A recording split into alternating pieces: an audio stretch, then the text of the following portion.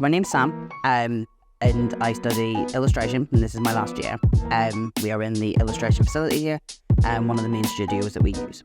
So a lot of my work stems in political stance. So I'm very much a person that is talked about in the public sphere as a trans person. We know that we're massively talked about in the media, not in a very nice way either. But I want to bring a more positive light to that. So the creations that I make stem primarily in a queer space, but also in a political space. The work that I'm exhibiting in New York and in Paris, I was approached in the summer by a London gallery called The Holy Art, and questioning whether I would be interested in exhibiting with them. And I sort of thought, do you know what, I'll think about it. But then I thought, do you know what, I'll just throw my applications at the wall and hope they stuck, and they offered me everything that I asked for.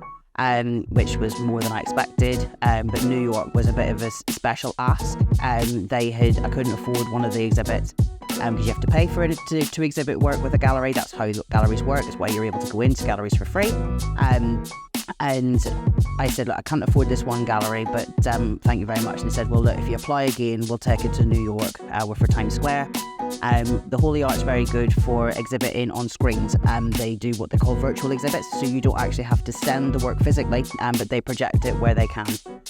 So the GLORYBOX, as it's called, is being exhibited in Times Square and in the Louvre for 3 days each.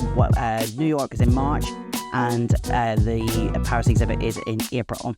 It sort of became a bigger project than a visual thesis is expected to be, which then transpired into what it is now. I'm autistic, so a lot of my workload is being primarily solitudinal. I'm very much on my own a lot of the time, working away silently.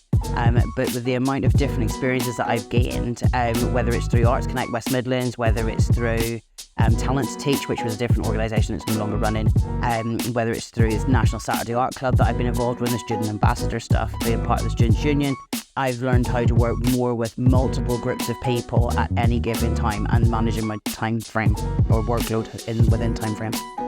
Illustration is not just children's books, as my work is very clearly indicative of it. It can be sculpture, it can be homeware, it can be interiors, it can be so fine art, or it can be very traditional Roald Dahl children's book illustration, book jackets, etc. It can be whatever you want it to be, and that's the beauty of how the tutors teach this course.